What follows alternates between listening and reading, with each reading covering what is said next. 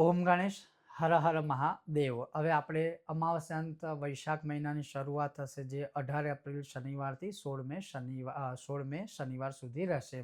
હવે વૈશાખ મહિનાનું આખા મહિનાનું મહત્વ જે હું તમને સંક્ષિપ્તમાં એક જ સત્સંગના માધ્યમથી શ્રવણ કરાવીશ। જો મહત્વપૂર્ણ હશે તો બીજા પણ હું થોડા ભાગ તમારી સામે અલગ અલગ પ્રસ્તુત કરીશ, જેથી કરીને કોઈ કન્ફ્યુઝ ના થાય। તો આજે આપણે સત્સંગ કરવાના છે કે વૈશાખ મહિનાની અંદર આપણે મહત્વપૂર્ણ અમુક વસ્તુઓ છે શું કરવી જોઈએ। સાથે સાથે વૈશાખ મહિનામાં ભગવાનનું એક એવું નામ જે દરેક મનુષ્યને મુક્તિ આપવા વાળું છે, સ્થિર લક્ષ્મી આપવા વાળું છે, પિતૃઓને રાજી કરવા વાળું છે।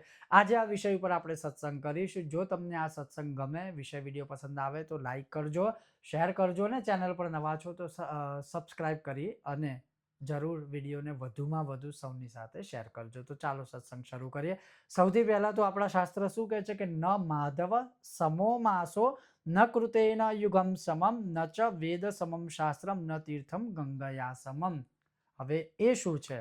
તો જ્યારે આ વૈશાખ મહિના વિશેના મહાત્મ્યનો સંવાદ આદિ શરૂઆત થાય છે અને એના પછી નારદજી આ સંવાદ સૂત નામના પુરાણી આદિને આ શ્રવણ કરાવે છે, ત્યારે એવું લખ્યું છે કે જે રીતે જીવ સૃષ્ટિમાં માથી મોટું મહાન કોઈ નથી, જે રીતે સંપૂર્ણ દેવતાઓની અંદર નારાયણ જેવા દેવતા કોઈ નથી, વિદ્યાઓમાં વેદ વિદ્યા જેવું કોઈ નથી, મંત્રોમાં પ્રણવ જેવું કોઈ નથી, વૃક્ષોમાં કલ્પ વૃક્ષ સમાન કોઈ નથી, ધેનુઓમાં એટલે કે ગાયોમાં કામધેનુ સમાન કોઈ ગાય નથી, દેવતાઓમાં વિષ્ણુ સમાન કોઈ નથી, વર્ણમાં બ્રાહ્મણ સમાન કોઈ નથી, પ્રિય વસ્તુમાં પ્રાણ સમાન કોઈ નથી, નદીઓમાં ગંગાજી સમાન કોઈ નથી, અને તેજોમાં સૂર્યના સમાન કોઈનું તેજ નથી, અસ્ત્ર શસ્ત્રોમાં ચક્ર જેવું કંઈ નથી, ધાતુઓમાં સોના જેવી કોઈ ધાતુ નથી, વૈષ્ણવોમાં શિવ જેવું કોઈ નથી, અને રત્નોમાં સૌથી ઉત્તમ કોઈ મણિ હોય તો કૌસ્તુભ મણિ જેવું કોઈ નથી। એ રીતે જો આ સાધનભૂત ધર્મના મહિનાઓમાં ગણવામાં આવે તો વૈશાખ ન સમો,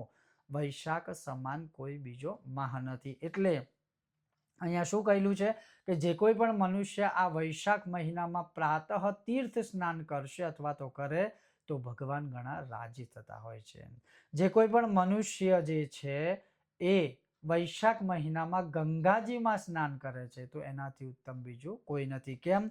તો કે વૈશાખ સમાન કોઈ માસ નથી, સત્યયુગ સમાન કોઈ યુગ નથી, વેદો સમાન કોઈ શાસ્ત્ર નથી, અને ગંગાજી સમાન કોઈ તીર્થ નથી।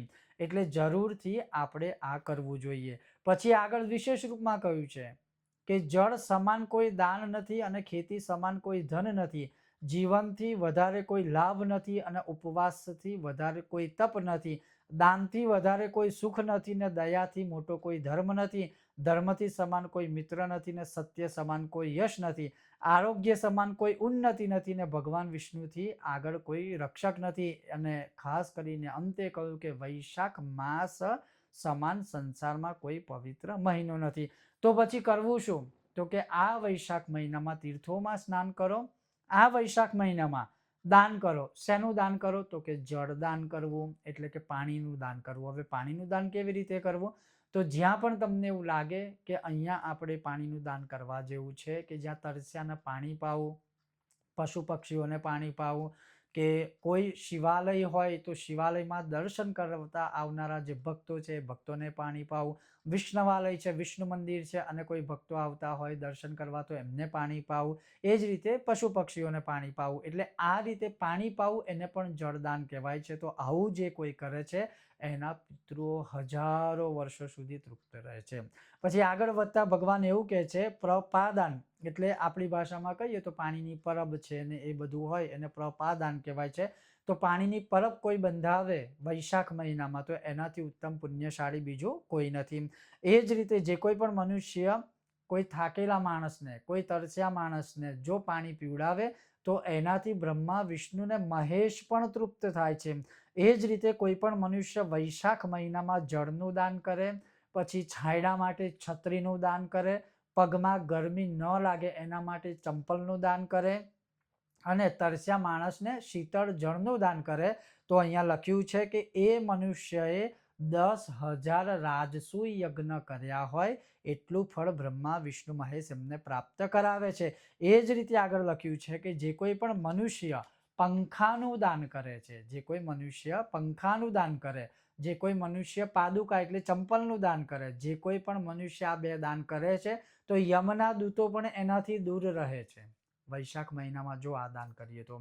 એ જ રીતે કહ્યું છે કે જે કોઈ પણ મનુષ્ય આ વૈશાખ મહિનામાં અતિથિઓને ભોજન દાન કરે છે, તરસ્યાને જળ દાન કરે છે અને એ જ રીતે શિવાલયમાં પુષ્પ દાન કરે છે તો એનાથી ઉત્તમ દાની આ પૃથ્વી પર અન્ય કોઈ નથી. એટલે કહેવાનો અર્થ છે કે આ જે વૈશાખ મહિનો છે ને આ જે તમને દાન બતાવ્યા બધા જ સહજ દાન છે, બધા જ સરળ દાન છે ને હર કોઈ મનુષ્ય કરી શકે એવા દાન છે.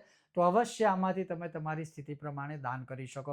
હવે આપણે આગળ વાત કરીએ કે વૈશાખ મહિનામાં કયા ભગવાનને જપવા કે કયા મંત્ર જાપ કરવો કે નામ સ્મરણ કરવું. તો ન માધવ સમો અર્થાત આ વૈશાખ મહિનો છે હરિના માધવ માસ તરીકે ઓળખાય છે. એટલે વૈશાખ મહિનામાં હરતા ફરતા ઉઠતા બેઠતા માધવ માધવ માધવ માધવ તમે કરી શકો છો. અને એને મંત્ર તરીકે જપવું હોય તો ઓમ માધવાય નમઃ બોલી રોજ ભગવાન શાલિગ્રામ શિલાની સામે બેસી, ભગવાન વિષ્ણુની સામે બેસી, તુલસીજી અથવા તો રુદ્રાક્ષની માળા લઈ, ગાય માતાના એક ઘીનો દીવો કરી અને તમારી જે મનોકામના હોય મનોકામનાને બોલી 1 3 5 7 11 માળા જે છે તમે માધવાય નમઃ એટલે કે ઓમ માધવાય નમઃની કરી શકો છો. તો આ માધવ માધવ માધવ અથવા તો ઓમ માધવાય નમઃ આખો મહિનો આ તમે જાપ કરો તો નિસંદેહ મનુષ્યથી થયેલા બધા જ અજાણ પાપો દૂર થશે અને બ્રહ્મા વિષ્ણુ મહેશ સહિત પિતૃઓની ખૂબ જ કૃપા પ્રાપ્ત થશે. તો આ હતું એક આખો ઓવરઓલ વૈશાખ મહિનાનું મહત્વ. હવે એના સિવાય વૈશાખ મહિનામાં 8 વસ્તુઓનો ત્યાગ કરવો અને અમુક બીજી વસ્તુઓ છે જે કરવી. 8 વસ્તુઓના ત્યાગ કરવાથી તમે મહાપાપોથી બચશો અને અમુક વસ્તુઓ જે કરવા જેવી છે એ કરવાથી તમે મહાપુણ્યની પ્રાપ્તિ કરશો. તો એ છે શું? આવનારા સત્સંગમાં આપણે આની ઉપર સત્સંગ કરીશું. જો તમને આજનો આ સત્સંગ ગમે કે ગમ્યો હોય તો વિડીયોને લાઈક કરજો, શેર કરજો ને વધુમાં વધુ શેર કરી ચેનલને સબસ્ક્રાઇબ ના કરી હોય તો સબસ્ક્રાઇબ કરજો. ઓમ ગણેશ હર હર મહાદેવ.